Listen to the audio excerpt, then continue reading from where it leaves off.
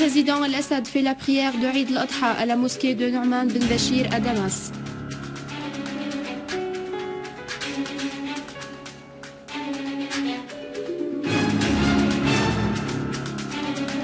L'armée réalise de nouveaux progrès dans la guerre contre le terrorisme.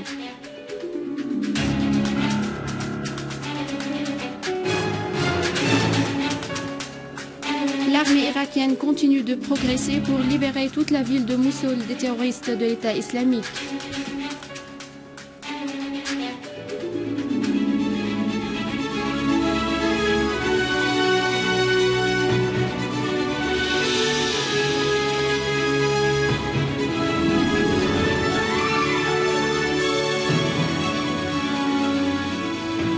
Mesdames et messieurs, bonjour et merci de nous rejoindre.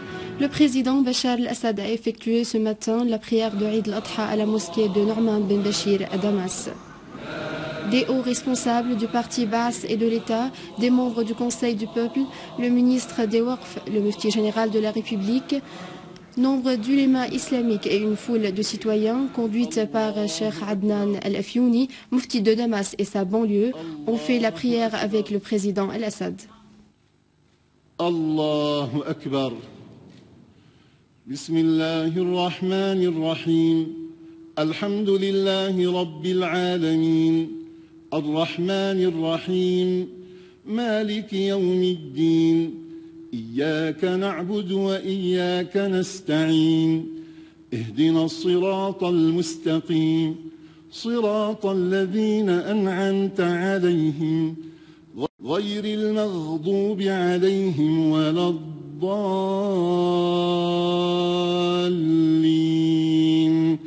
آمين بسم الله الرحمن الرحيم إنا أعطيناك الكوثر فصل لربك وانحر إن شانئك هو الأبتر الله أكبر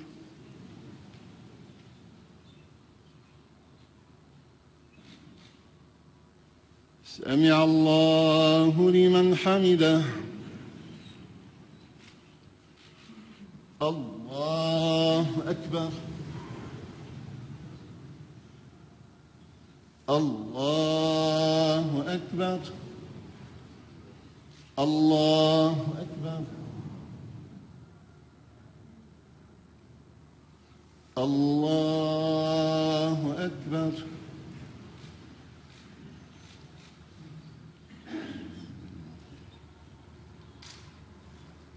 السلام عليكم ورحمة الله السلام عليكم ورحمة الله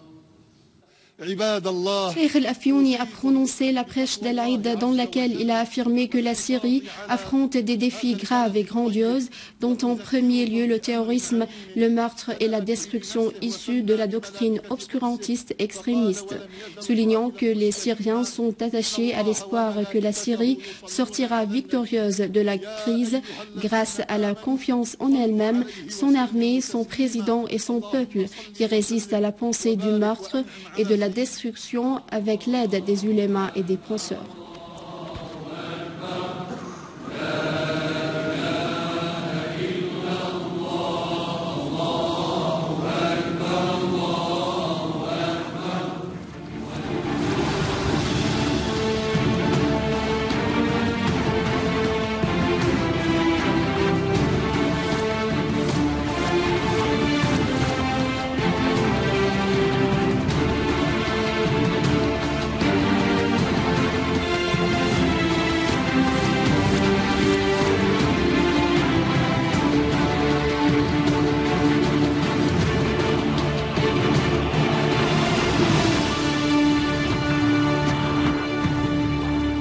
Les unités de l'armée et des forces armées ont visé les rassemblements des terroristes, abattant nombre de leurs éléments et blessant d'autres à Adan, à l'ouest de la zone franche et dans 15 autres villages dans la campagne d'Alep.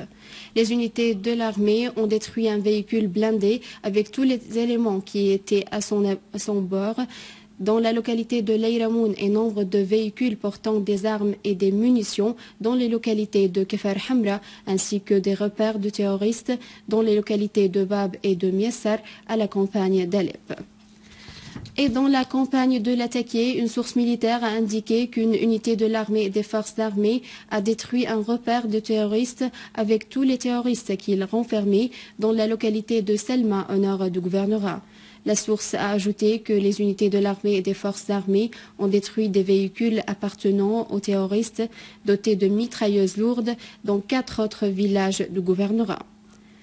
Et à Hama, une unité de l'armée et des forces armées ont détruit un camion chargé d'armes et abattu nombre de terroristes au sud de Souran dans la campagne nord du gouvernorat.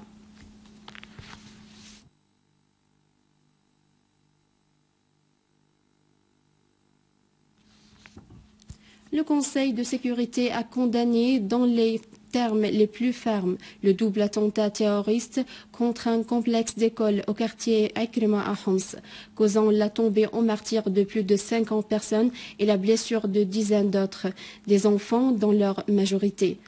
Les membres du Conseil de sécurité ont indiqué dans un communiqué de presse que ce ciblage des écoles et des élèves constitue une violation grave du droit humain international, mettant l'accent sur la nécessité de mettre un terme à l'impunité envers des violations du droit humain international et les violations des droits de l'homme.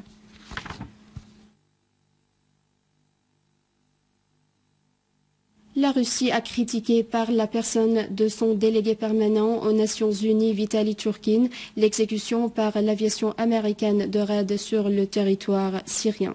Sans mandat des Nations Unies ou sans autorisation du gouvernement syrien, ajoutant que Washington a informé Damas quelques heures avant le début des raids de ses intentions, promettant de ne pas s'en prendre aux positions des forces gouvernementaux. Mais il sera étonnant que Damas ait confiance dans de telles promesses.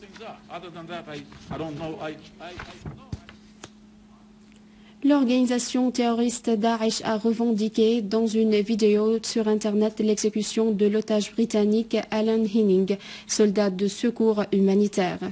Daesh a considéré que l'exécution de Henning est en riposte aux frappes aériennes contre les positions de l'État islamique en Irak et a menacé d'exécuter un autre otage américain, Peter Kassig. Le Premier ministre britannique David Cameron a déclaré que l'assassinat brutal de Henning prouve la barbarie des terroristes.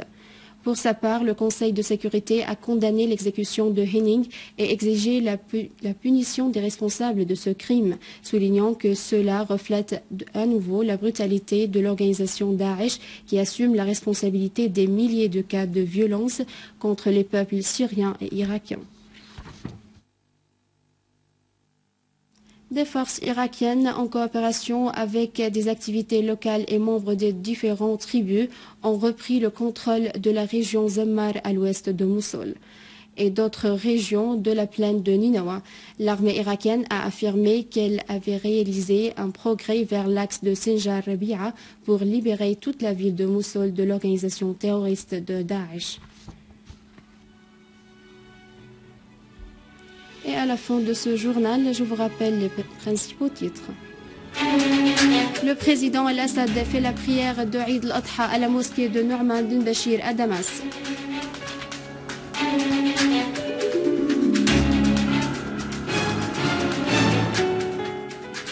L'armée réalise de nouveaux progrès dans la guerre contre le terrorisme.